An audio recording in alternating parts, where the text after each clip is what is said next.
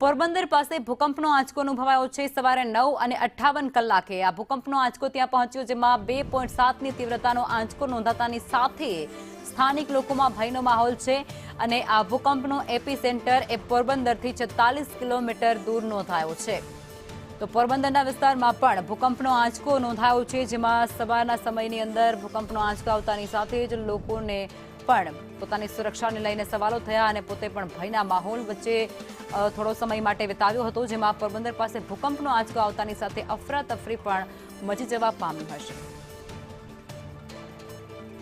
સવારે 9:58 કલાકે ભૂકંપનો આંચકો પોરબંદરના વિસ્તારમાં અનુભવાયો છે, જેની તીવ્રતા 2.7ની રિક્ટર સ્કેલ પર માપવામાં આવી છે અને ત્યારે આ ભૂકંપનો એપિસેન્ટર એ પોરબંદરથી 46 કિલોમીટર દૂર હોવાનું સામે આવી રહ્યું છે।